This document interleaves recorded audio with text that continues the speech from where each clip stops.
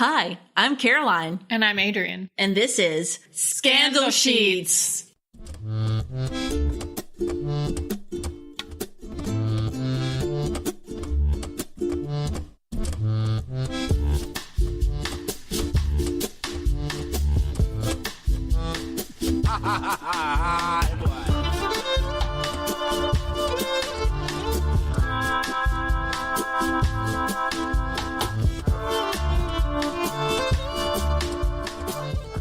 Hello and welcome to Scandal Sheets, the podcast that explores the scandals of the past along with the people and places associated with them. I am your host, Caroline.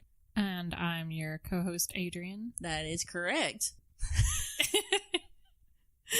I gotta think of a better way to do that. Oh, one of these days we'll stop looking at each other after you do that and stop giggling like a bunch of goobers. One day. Yeah. So, how's it going? Going pretty well. Guess what we're going to talk about today? William Randolph Hearst. Yep. He was not necessarily horribly scandalous. He had a few interesting and strange things that happened. Nothing on the level of creating sex clubs. No velvet swings in the Hearst Castle. None of that, but he had a few moments. But he's important because he basically was one of the two newspaper publishers that kind of got scandal popular. I mean, he was very sensational. Who was the other one? Joseph Pulitzer. It was Pulitzer. Yeah. Okay. They kind of pioneered. Not Jay. Who's Jay Pulitzer? That's what we talked about him last week. We did? With Madison Square Garden, because he was part of, I'm sorry, I lied. It was Carnegie Hall. Oh, yeah. But it was another one of those guys of that same sort of time period. Yeah, correct. I feel like Pulitzer's name came up, but maybe I'm wrong. It may have. Yeah. But it's the same Gilded Age. This is all the... Yeah. Exactly. So he kind of was one of the progenitors. That is make up a word. You're looking at me like I just made up a word. I don't know. Okay. I just know progeny. I don't know progenitor. Progenitor. Progenitor? I think it's a word. Could be. There are lots of words. Look it up. Progenitor. I will. It's Progenitor. Oh, you're right. Yay! In genealogy. Okay. Okay, this is just like cursory Wikipedia, whatever. How do we pronounce this? The progenitor? Progenitor? Is that it? Okay. Is the founder of a family, line of descent, clan, or tribe. Yeah. Noble house or people group. So I'm gonna stick by progenitor. No. Progenitor. There we go. Progenitor of. So you want me to pull up that translator again? Oh, no, that we used no. So we know how to say it in Chinese and Danish and. No, because I decided after we did that, it was super creepy. Her voice is super creepy. It sounds like the voice in one of those weird spirit box things that they use on those paranormal investigation shows. I don't watch those. Yeah, you'll never want to use that translator again if you listen to it. It's really weird. Okay. So the progenitor of sensationalism, sensationalized journalism. This is going to be a long episode, man. I it is. Feel it. I did. Yep. It was William Randolph Hearst, and so are we going to call him WR for short? No, I usually just call him Hearst. I'm going to. In my part, I'm going to say WR because it's a lot easier than saying William Randolph Hearst. Yeah, it's a bit of a mouthful. So on that note, let's just jump in. William Randolph Hearst was born in San Francisco to George Hearst and his wife, Phoebe Apperson Hearst, on April 29th, 1863. So we're coming up on his 145th birthday in a couple days here. Okay. You're like, okay. I was just doing math. Okay. So William's father, George, was a mining engineer who had some pretty humble origins. His family was Irish Protestant, and they originally came through Charleston, South Carolina in the late 18th century, and then eventually settled in Abbeville, which is this tiny but adorable town in the sort of west central part of South Carolina. Mm-hmm. And they eventually migrated west, and George was born in a log cabin in Missouri. No way. Like any great frontier tale log cabin. Oh my gosh. So he had a pretty poor early education, but made up for it by becoming involved. Wait, George or William? George is the dad. Yeah, we're still talking about George. Oh, okay. He had a really kind of sporadic early education. And he made up for it by getting involved in mining at a very early age and learning basically everything he could about the trade. What kind of mining? I'm not sure. That's a good question. I do know that he eventually decided that prospecting was actually better. So that was what he did. He moved That's trying to figure out where the ore is. Yeah, that's like, getting in a river and like panning for stuff, I think. Oh. Or digging for like that or like when they have the pickaxes and they just kind of break into rocks and stuff. Yes. Searching for mineral deposits. Okay, yeah. Experimental drilling. He moved to California fairly early on and made a decent living as a prospector and a general store owner. And he also had a farm and raised livestock as a side hustle. A side hustle. I like that. I discovered that term and I love it. I'm going to start using it all the time. That should be a drink. Ooh. That should have been this week's drink. It should have. He was one of the first to tap into the Comstock lode, which was a silver mine near modern-day Virginia City, Utah. He eventually made the modern-day equivalent of $2 million off of the Comstock lode. Just one mining. Yeah. And then he moved on to another mine near Park City, Utah, and made roughly $12 million off that.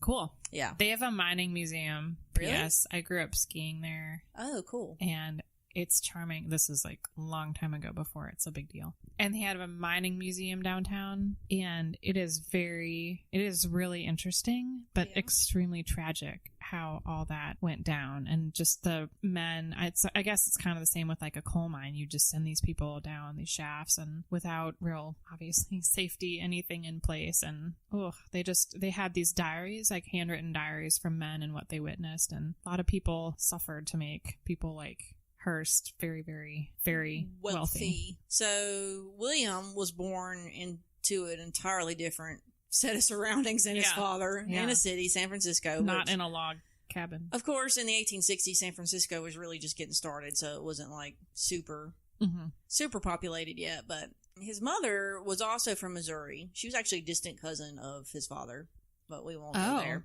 Okay, not important. She was a little bit better educated and cultured than his father. She'd actually speak French and play the piano, so she was definitely better suited to a higher-end lifestyle. And one of the things I read about her said that she basically married him just to get the hell out of Missouri. So that's funny. I mean, there's a reason why they call it misery. Yeah. It's also the show me state, which I've never really understood that either. I'm like, show you what? Yeah. There are some really beautiful parts of it. They are. My the Ozarks are beautiful. Yeah, my step aunt lives in the Ozarks, and I was like, oh wow, this is actually pretty. Mm-hmm. So it's just getting there that takes forever and is really boring. Indiana, Illinois, I'm looking at you and all your cornfields.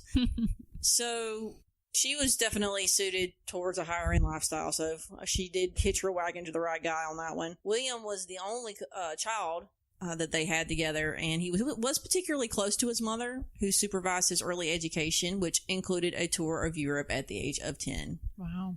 Which was the same age that I went to England for the first time. Oh, really? Yeah. I was a little bit older. So William was sent to New Hampshire for prep school and eventually enrolled in Harvard College. He was expelled after getting involved in a few pranks, which included sponsoring a massive beer party in Harvard Square. That's good for him. Awesome. Yeah, I would do that.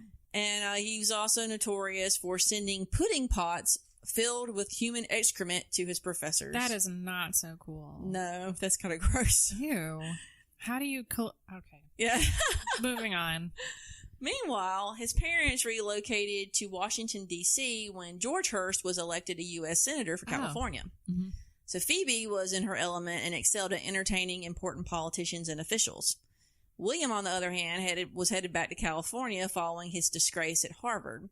He had become interested in journalism while he was in college, and he even ran the college paper while he was there. So he decided to apply his skills in the real world. In 1887, he talked his father into allowing him to manage the San Francisco Examiner. George Hearst owned this paper. He actually acquired it via a gambling debt that was owed to him.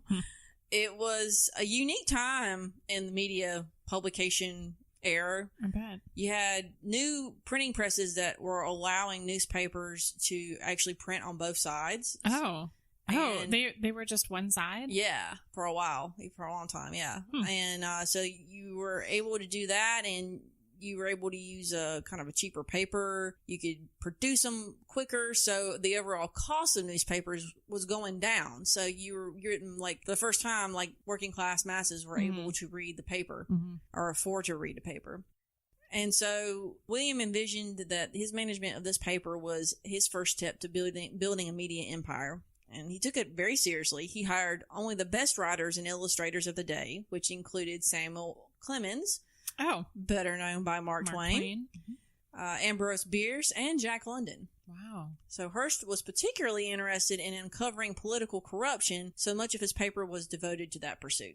Now, in 1891, his father died after serving 2 terms in the U.S. Senate. I think he'd actually just started his second term when he died.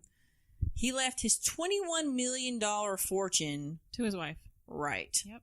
And that effectively made William completely reliant on his mother for the rest of Good thing they her were life. Close. That's right. She was a doting parent, so when he asked her for the backing to acquire the New York Morning Journal in 1895, she agreed. She fronted him $150,000 to do that. Wow. Now, he expanded the newspaper's offerings to both a morning and evening edition, and then he took on Joseph Pulitzer, who was the owner primarily of the New York World. Now, the New York World was home to Nellie Bly, who was one of the first female newspaper reporters. She was actually pretty cool and out there and awesome. It was kind of one of the first to actually kind of go undercover to investigate things. And she did a lot of really blockbuster pieces, including one that involved her checking into an insane asylum for several days. What? Yeah. So Hearst acquired a stable of excellent writers as well, and even stole a few of the New York World's editors along the way. He set himself up as an excellent employer who paid better than average and actually gave credit to his writers with bylines. If you've ever looked at any historic newspapers, you probably may or may not have noticed that. There's no names. Yeah, they did not put their writers on there.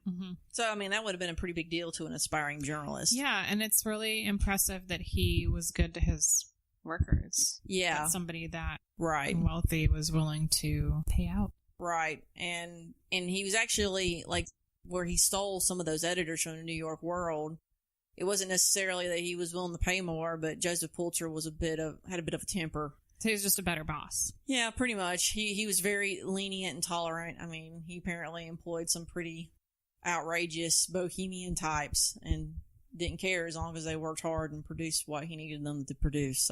So the rivalry between Hearst New York Journal and Pulitzer's New York World came to a head during the Spanish-American War.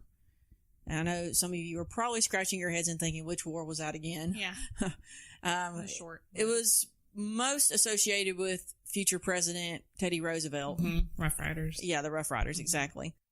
The war basically boiled down to Spain's control of Cuba, and basically they had rebel forces of Cubans who were trying to overthrow Spanish rule. Right. Hearst was firmly in Cuba's camp and did a great deal to report on and to some extent sensationalize the rebels' attempts to take the island back. Now, some people have suggested that the coverage of the conflict by both the World and the Journal spurred America's intervention in the rebellion. And to some extent, there was definitely a better informing of the public during this time period. As I said, as working class people were finally able to afford newspapers.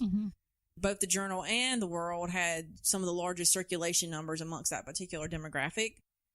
However, historians have largely discredited the idea that that we entered a war because of Media. 2 newspapers, basically.